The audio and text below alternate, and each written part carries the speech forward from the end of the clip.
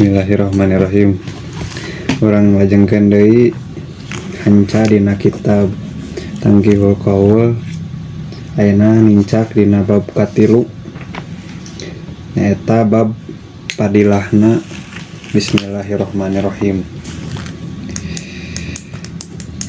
Sataacan ngawitan urang hadoroh heula ka musonif ya kitab, nyaeta Syekh Jalaluddin Abdurrahman bin Abu Bakar As-Suyuti sareng anu nyarahan kana ieu kitab nyaeta Syekh Nawawi Al-Bantani. A'udzubillahi minasyaitonirrajim. Bismillahirrahmanirrahim. Ila harati Nabil Mustafa syafaati Rasulillah sallallahu alaihi wasallam wa ala alihi wa ashabihi wa zurriyyatihi wa ahli baitihil kiram. Summa ila harati khususon mu'alifi hadal kitab Syekh Jalaluddin Abdurrahman bin Abi Bakrin As-Suyuti wa Syekh Nawawi bin Umar Al-Bantani. Nas'al qaulahumma bi mu'jizatin nabiyikal karim wa bi karamati awliyaikal adim wa bi ma'unatil ulama'il amilin nafa'ana bi ulumihim sayulillahi lahumul fatihah. A'udzubillahi minasyaitonirrajim. Bismillahirrahmanirrahim. Alhamdulillahi rabbil alamin arrahmanirrahim maliki yaumiddin. Iyyaka na'budu wa iyyaka nasta'in ihdinas siratal mustaqim siratal ladzina an'amta 'alaihim ghairil maghdubi 'alaihim waladdallin. A'udzubillahi minasyaitonirrajim. Bismillahirrahmanirrahim. Al-babus salis Al-babus salisu as-salisin Al-babus salisu jadi hobar tinu al-bab. Al-babu as-salisu. Al-babu ari ieu bab, as-salisu eta anu katilu. Fi padilati bismillahirrahmanirrahim. Dina martelakeun kautamaanana lapad bismillahirrahmanirrahim. Jadi dina ieu bab martelakeun kana kautamaanana lamun urang maca bismillahirrahmanirrahim.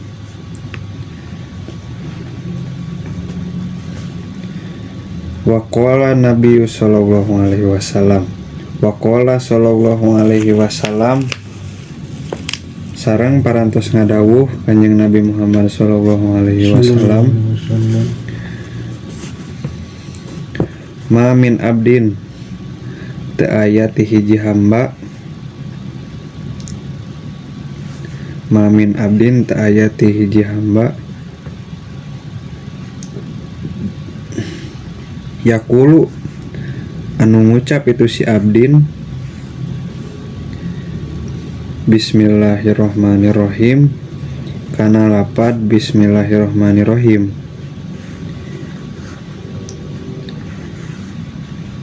illa angin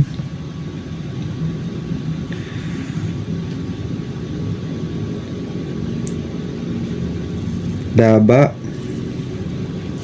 fi'il mudhari fi'il madhi namun dina makna-na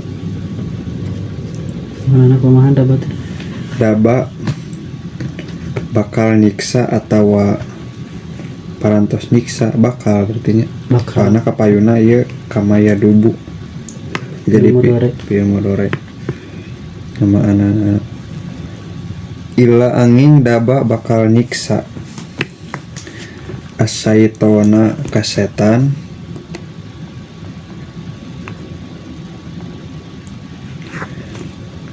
kama yadubu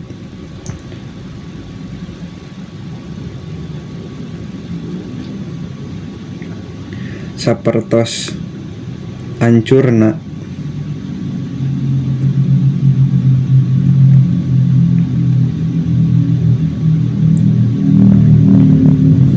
maya dubu sapertos ancurna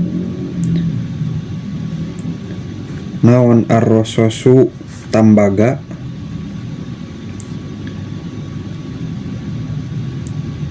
naon arrososu tambaga halan nari kana seuneu.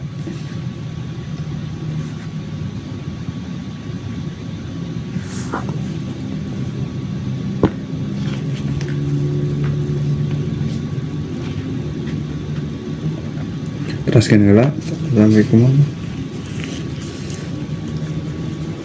Dibahas hadis-hadis boleh soalnya 10 bab 10 hadis jadi meh teu pusing teh. Pusingnya. Nah, dina hadis kahiji dina bab padilahna bismillahirrahmanirrahim teh aya hadis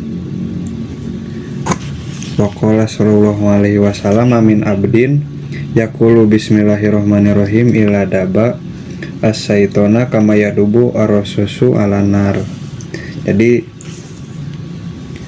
di mana-mana aya jalmi anu ngaos kana bismillahirrahmanirrahim tah eta teh sapertikeun ngancurkeunna setan atawa nyiksana setan di saumpamakeun kana tambaga anu diasupkeun ka nu seuneu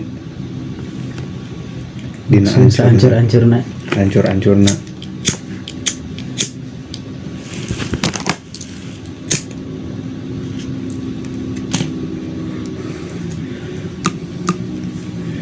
Umpamana kitu lajeng wae da eta mah terus kauninga lah terus jelasnya tuluy kana hadis anu kaduana faqala sallallahu alaihi wasallam parantos ngadawuh Kanjeng Nabi sallallahu alaihi wasallam mamin abdin ta aya ti hiji hamba yaqulu anu ngucap itu abdin bismillahirrahmanirrahim kana lapat bismillahirrahmanirrahim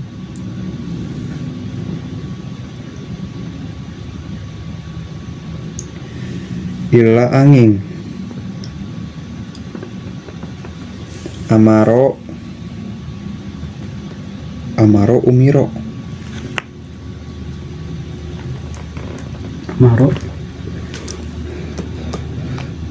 illa angin amaro parantos marentah saha Allahu Gusti Allah taala hal nama luhur Gusti Allah al-kiromal katibin ka malaikat kiromal katibin. Jadi malaikat anu tukang nyatet kana amal jelema.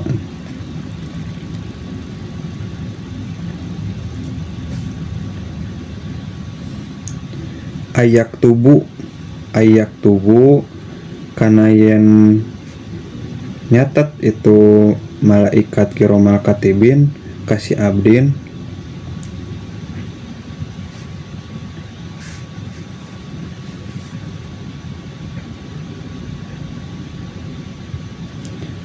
fi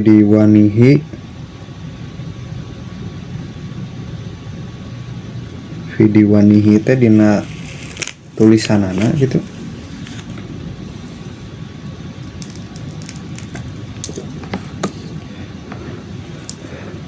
Fi diwanihi sorry itu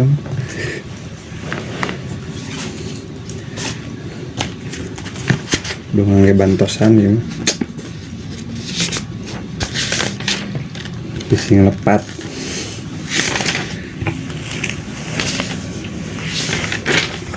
Pidiwanihi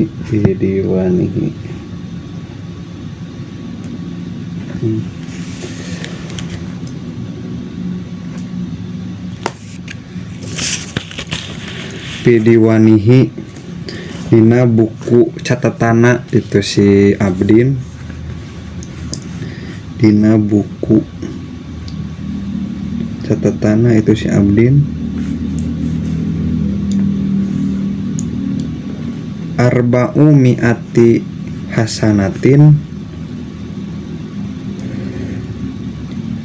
kana nuliskeun 400 kealusan kana nuliskeun 400 kealusan.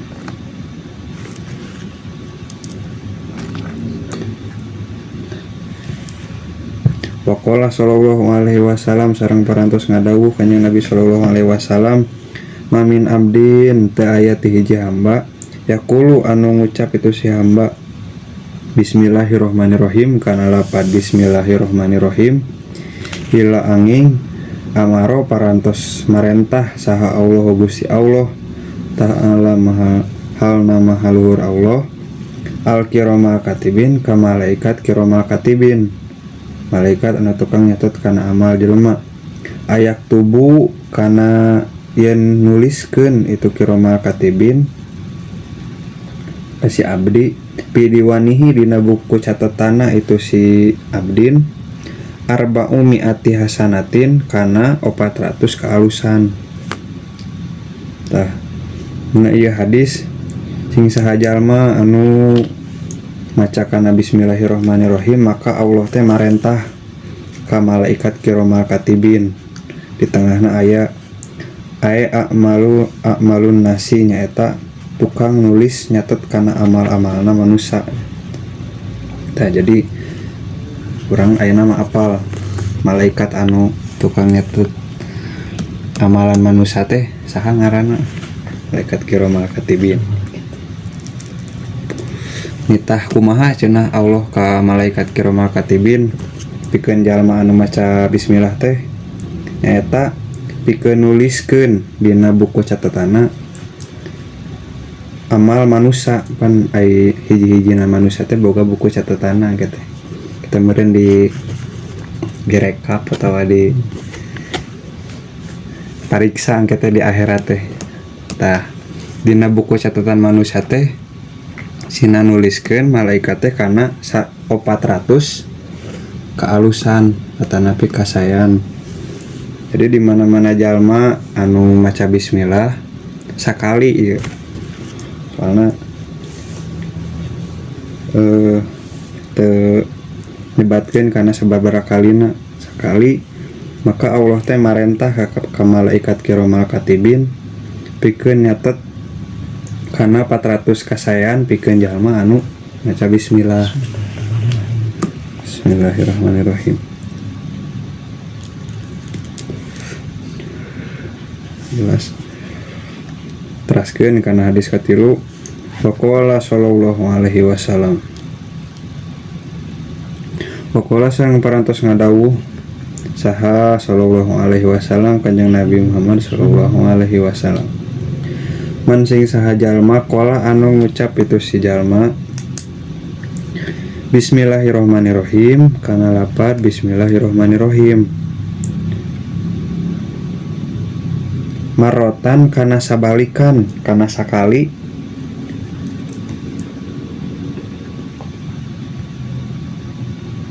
lam yabko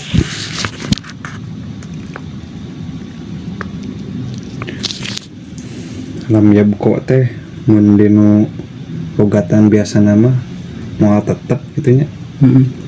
Lam yabko teh moal tetep tapi mun di dieu mah ngalogatan teh lam yabko maka moal diitung gitu. Ming dunubihi tina dosa-dosana itu si man teh itu si jalma lam yabko maka moal diitung ming dunubihi tina dosa-dosana itu si man aisogoir. Nah, tegasna dosa-dosa leutik durrotun sagede sirim oge meureun kitu mah ibarat man sing saha jalma qala anu ngucap tu si man bismillahirrahmanirrahim kana lapat bismillahirrahmanirrahim marotan kana sakali kana sabalikan lam yabko maka moal diitung ming dunubihi tina dosa-dosa leutikna itu si man teh durrotun sagede sirim oge. Jadi jalma anu maca bismillah mah ku Allah meskipun boga dosa leutiknya dosa sakumaha oge dek sakumaha lobana gitu namun dia makan mingdu nubihi jama dek boga dosa leutik sakumaha poharana oge moal diitung meskipun eta dosa teh sagede sireum gitu digugurkeun ku maca bismillah digugurkeun.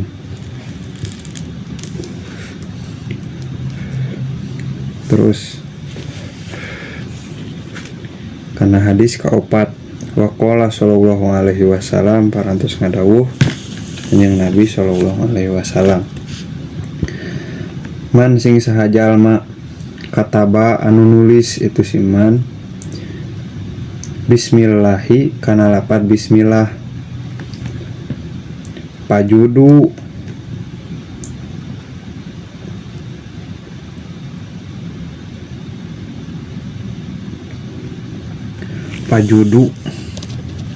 pajawada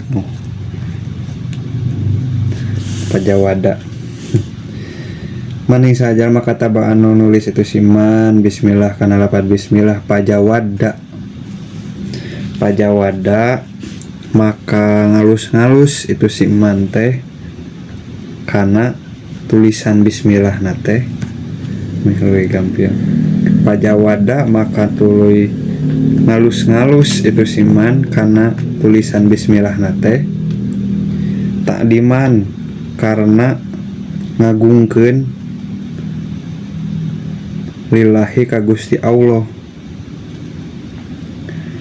hupiro maka dihampura lahu pikeun itu siman ma kana naon wae dosa takodama anu parantos tipayun ming dambihi tina dosa-dosana itu si iman wama sareng tina naon wae dosa tahoro anu paneuri di itu si iman. Jadi jalma anu nulis kana lapat bismillah jadi kan bismillah hungkul teh bismillahirrahmanirrahim agung saya meureun bismillahirrahmanirrahim. Jalma anu nulis kana lapat bismillah bari manehna teh ngalus-ngalus kana tulisanna teh diukir pika alus.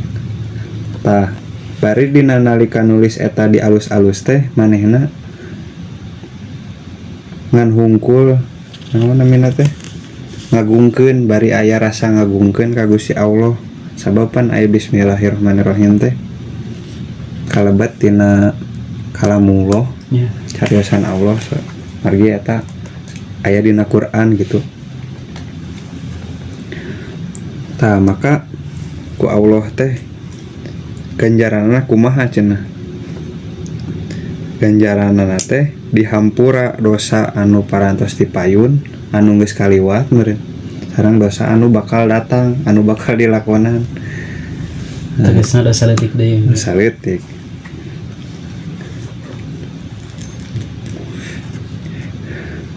Jadi meureun dosa anu geus kalakonan dihampura dosa anu bakal dilakonan dihampura.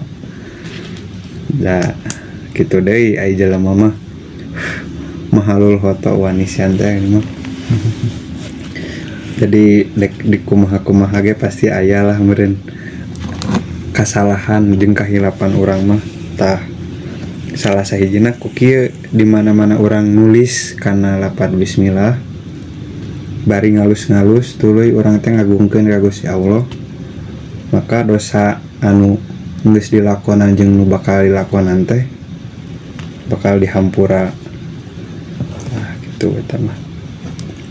Teras deui kana lapat kana hadis anu kalima waqala sallallahu alaihi wasallam parantos ngadawuh kanjeng Nabi sallallahu alaihi wasallam iza di mana-mana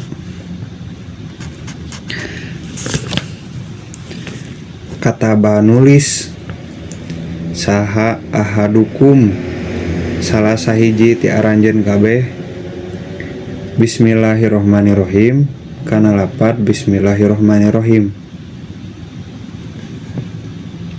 palya muda tuluy manjangkeun itu si ahad tanapi si jalma teh palya muda tuluy manjangkeun itu si ahad ar-rahmana kana lapat ar-rahman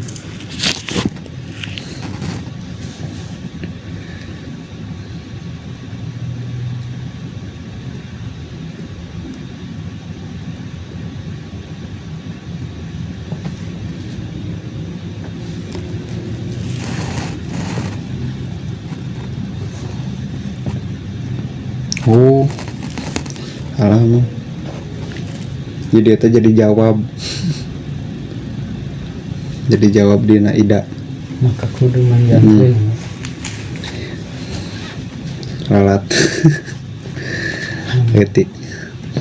Tidak di mana-mana kata banulis saha ahadukum salah sahiji teh aranjeun kabeh bismillahirrohmanirrohim kana lapan bismillahirrohmanirrohim palia muda maka kudu manjangkeun itu si ahad ar-rahmana kana lapad ar-rahman.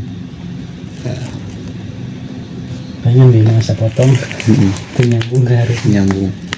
Aya hurupihi tegasna hurufna bi aya muda kalawan kudu yen manjangkeun itu si man teh alama kana lamna wal mim sareng mimna. Jadi lamun lamna mah meureun aya dina alif lam ro nya mah. ya. Ar-Rahman Ar-Rahman. Nah dina ieu hadis ieu mah sarua jiga tadi tata cara nulis meureun. Tata cara nulis bismillah teh Sareng macanya. sareng maca. Tidak di mana-mana kata banulis. Di mana-mana anjeun nulis kana lapad bismillah maka kudu manjangkeun kana lapad ar-rahmana. Nah cenah ar-rahmana kudu dipanjangkeun mah. Kumaha tah? Ar-rahmana bet kudu dipanjangkeun. Kami ninggalina hukum tajwidna mah mad pan si ma teh. Ma baca 2 harokat.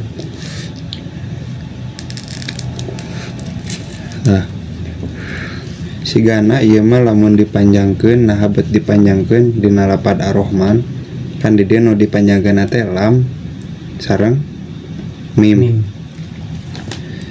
Jika nama matok kana maknana ar-rahman mah aya ar-rahman teh pan lamun dina ngalogatna sifatna Allah ar-rahmani anu maparinna nikmat ageung di dunia jeung di akhirat ka sakabeh makhluk. Jadi meureun doa urang teh ameh beuki tarik gitunya kumaha sabab dina maknana tadi mugi maparin nikmat ageung di dunia jeung di akhirat. Jadi urang teh sing nikmat di dunia teh sing kabawa ke akhirat gitu. Matak dipanjangkeun ge filosofina saeutik meureun eta. Tuluy ka hati mun nya mah eta mah kari manjangkeun ar-rahman. Tuluy hadis kagenna waqala sallallahu alaihi wasallam innallaha subhanahu wa ta'ala innallaha sanyana Gusti Allah sanyana ari Gusti Allah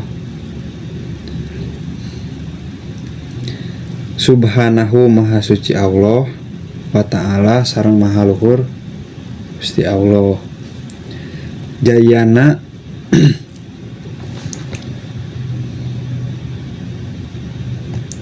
jayana ta jayana teh jadi khobar kana nya mah khobar inna berarti di patahkeun.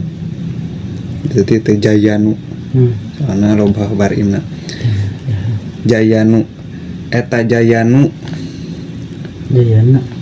jayana eta zayana parantos ngalus-ngalus as-samaa kana langit bil kawakibi ku bintang-bintang ku pirang-pirang bintang.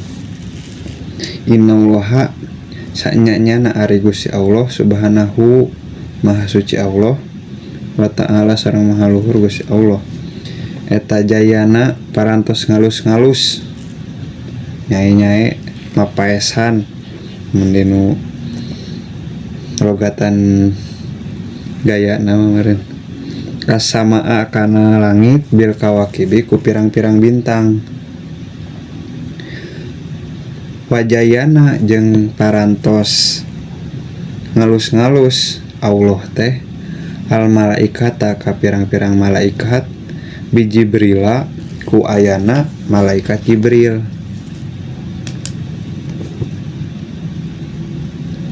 Nah bet Jibril mah Nah kudu nama biji brilinya soalna aya harap jar. Nah jadi ieu teh kalebetna isim guer munsorif. Isim guer munsorif teh salah sahijina bagian tina isim guer munsorif teh nyaeta isim alam, nyaeta ngaran. Contohna di dieu biji brila Jibril.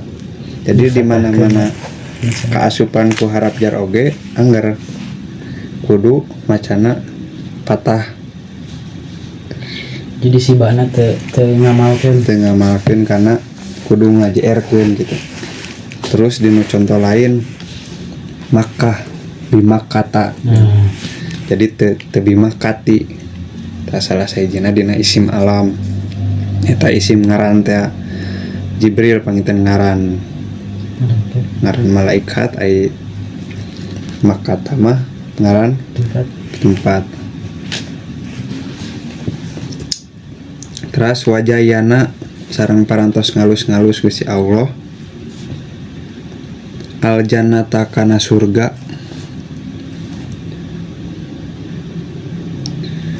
bilhuri tah eta bilhuri teh kalebetna jamaknya mah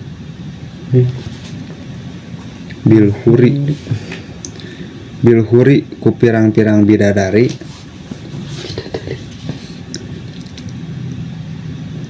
wal kusuri jeung pirang-pirang gedung atawa istana.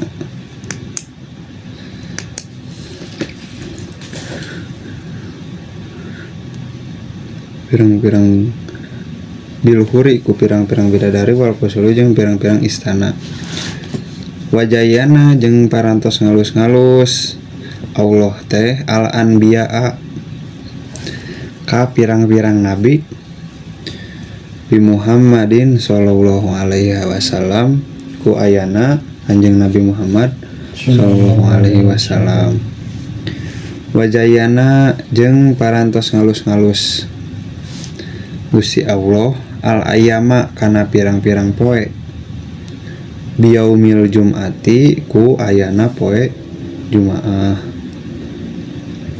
Wajayana jeung parantos ngalus-ngalus Allah alayaliya kana pirang-pirang peuting bilailatil qadari ku ayana maleman Lailatul Qadar.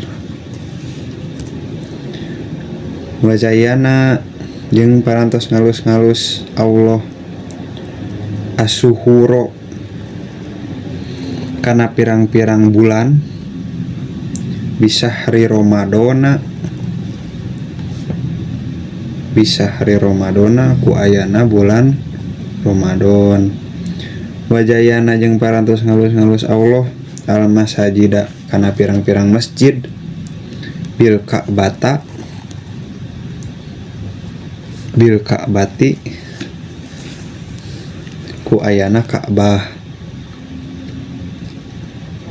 Wajayana jeung parantos ngalus-ngalus Allah al kutuba kana pirang-pirang kitab bil Qur'ani ku ayana kitab Al-Qur'an. Wajayana jeung parantos ngalus-ngalus Allah Al-Qur'ana kana Qur'an bi bismillahirrahmanirrahim ku ayana lapad bismillahirrahmanirrahim. Tah jadi dina hijian Allah ngadamel kana makhluk atanapi kana tempat atanapi kana kitab Allah teh ngunggulkeun atawa dina eta tempat atawa dina eta kitab teh aya pangalus-alusna atawa kumahanya mengaluskeunana keur alus leuwih alus ku ayana ieu gitu. Tah anu kahijina Allah teh ngadamel langit. Tah langit teh leuwih dialuskeunana ku naon ku ayana bintang-bintang. Tuluy Allah nyiptakeun kana malaikat tah ku malaikat teh dialus-alus deui ku ayana malaikat Jibril. Tuluy surga sakitu endahna dialus-alus deui ku Allah ku ayana bidadari jeung naon tadi mah gedung istana. Tuluy Allah nyiptakeun kana para nabi tah anu nu dialus-alus deui eta para nabi teh ku ayana Kanjeng Nabi Muhammad sallallahu alaihi wasallam. Tuluy aya pirang-pirang poe dialusan deui ku poe Jumaah. Tuluy aya petingan pirang-pirang peting anu pangalusna teh peting Lailatul Qadar. Dina bulan anu pangalusna teh bulan Ramadan. Pirang-pirang masjid pangalusna teh Ka'bah. Pirang-pirang kitab dialusan teh ku Quran. Tah tuluy dina Quran pangalus-alusna teh nyaeta lapad Bismillahirrahmanirrahim. Tak aya dina sapaehna katerangan mah geuning kari lapad Quran teh tajigana aya kapayuna. Kari lapad Quran teh ayana dina surat Al-Fatihah. Terus suratna Al-Fatihah Al-Qur'an dikumpulkeun dina surat Fatihah. Tuluy Al-Fatihah dikumpulkeun dina lapad Bismillahirrahmanirrahim. Tuluy kadituna lapad Bismillahirrahmanirrahim teh dikumpulkeun dina ba'na dina huruf ba'na. Tuluy ba'na dikumpulkeun dina titikna. Tah aya geuning keterangan gitu. Eta mah arti nya. Tuluy hadis nu salajengna waqala sallallahu alaihi wasallam ngadawuh Kanjeng Nabi sallallahu alaihi wasallam man qala bismillahirrahmanirrahim man sing saha jalma qala anu ucap itu si jalma bismillahirrahmanirrahim kana lapad bismillahirrahmanirrahim kutiba maka dituliskeun itu si jalma teh maka dituliskeun can waka make domir kutiba maka dituliskeun naon ismuhu ngaranna itu si jalma minal abrori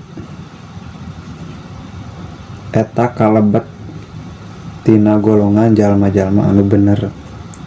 Aya sodikin tegasna jalma-jalma anu bener.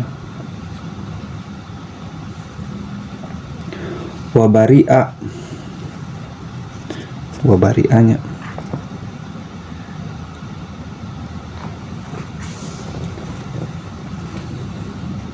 wabari'a kumaha ngalukatana teh wabari'a jeung parantos gugur atau napi pokona mah jauh lah gitu.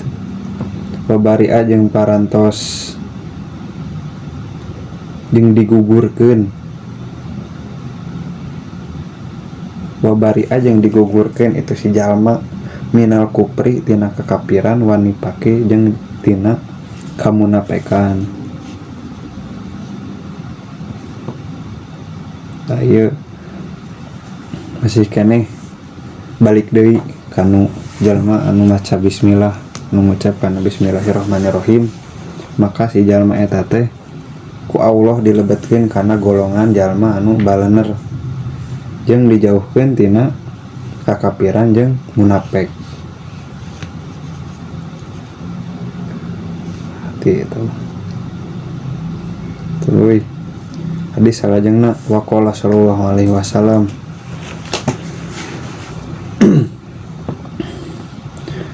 waqala sallallahu alaihi wasallam sareng parantos ngadawuh Kanjeng Nabi sallallahu alaihi wasallam man sing saha jalma qala anu ngucap itu siman bismillahirrahmanirrahim kana lapad bismillahirrahmanirrahim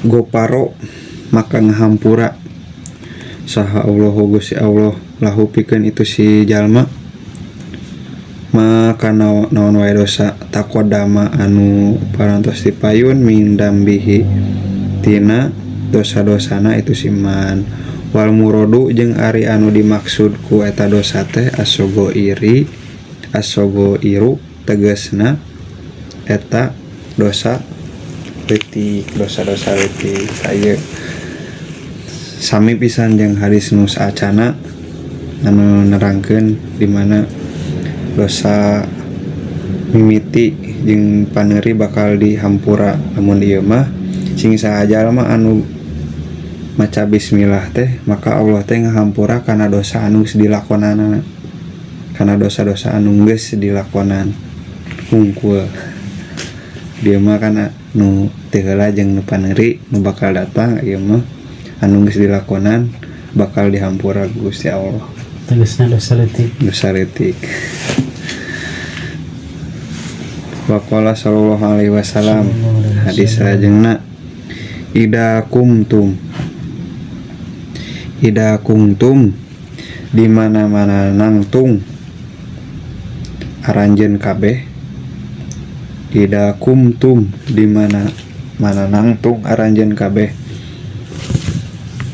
Ai minal majlisi tegasna tina hiji majelis, tina hiji tempat tengahna. Pakulu tuluy ngucap aranjeun kabeh bismillahirrahmanirrahim wa sallallahu ala sayyidina Muhammadin wa ala alihi washabihi wasallim. Kana lapad bismillahirrahmanirrahim wa sallallahu ala sayyidina Muhammadin wa ala alihi washabihi wasallim. Fa innan nasa maka sanyanyana manusia. Fa innan nasa maka sanyanyana ari manusia tidak di mana-mana igta bukum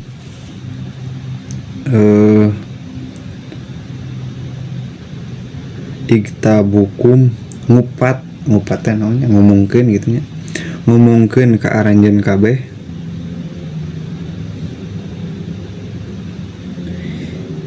yamna'uhum maka bakal nyegah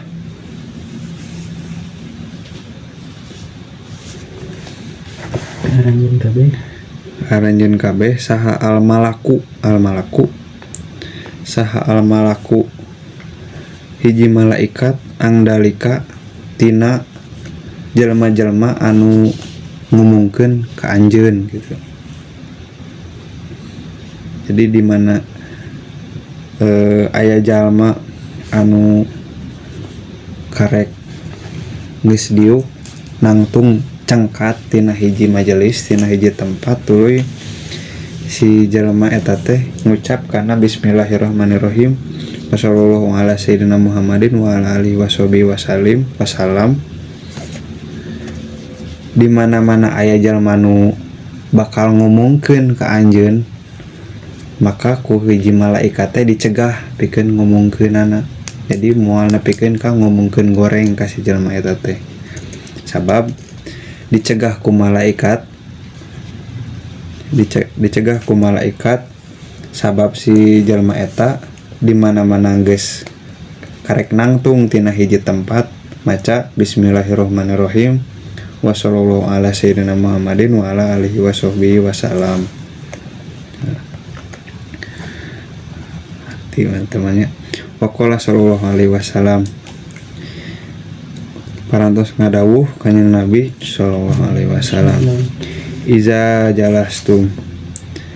di mana-mana jalastum diuk aranjeun kabeh majlisan dina hiji majelis pakulu tuluy ngucap aranjeun kabeh bismillahirrahmanirrahim wa sallallahu ala sayyidina Muhammadin wa ala alihi washabihi wasallim. Kana lapad bismillahirrahmanirrahim wa sallallahu ala sayyidina Muhammadin wa ala alihi washabihi wasallim. Pak Iman maka sanyanyana jalma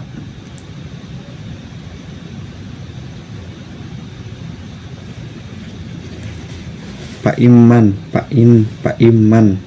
maka sanyanyana jalma paala anu migawe dalika kana maca eta bismillahirrahmanirrahim dikaberes wakala tasdidan wakala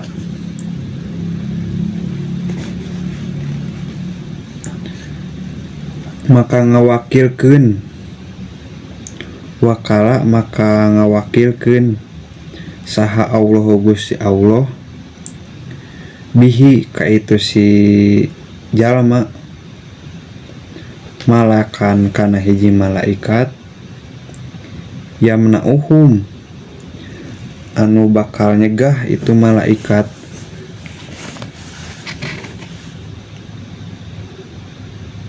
minal gibati ti jalma-jalma anu tukang ngomong goreng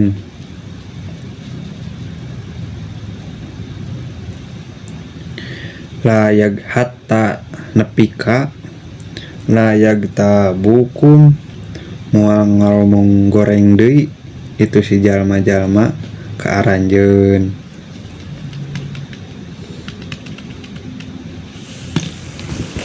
Nah, ieu hadis hampir sarua juga nu tadi di mana-mana urang liuk dina hiji majelis tuluy urang teh maos kana bismillahirrahmanirrahim wa sallallahu ala sayyidina Muhammadin wa ala alihi wasallam.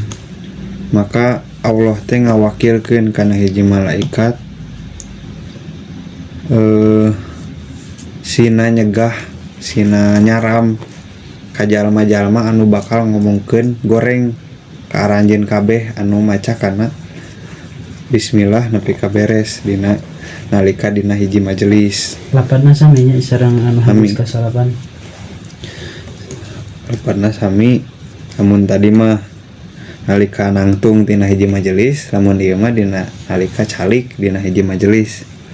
Macana eta sami bismillahirrahmanirrahim wa sallallahu ala sayyidina Muhammadin wa ala alihi wasallam. Sarua deui ganjaranana hampir sami lah. Jadi Allah ngutus kana hiji malaikat pikeun ngajauhkeun tina jelma-jelma anu ngomongkeun goreng ka urang gitu. Tah Mahindan sakitu dina bab anu katilu dina kitab Tangkiul Qaul mah nyaeta dina netelakeun kautamaanana lapat bismillahirrahmanirrahim. Jadi dina urang ngucap dina urang nulis ge kana lapat bismillahirrahmanirrahim boga ganjaran duanana gitu. Mun ngucap urang ganjaranana dia terus di sebatkeun diampura dosa di jauhkeun tina jelma-jelma anu ngomongkeun goreng ka urang lamun dina nulis nya kitu deui ganjaranana seueur pisan.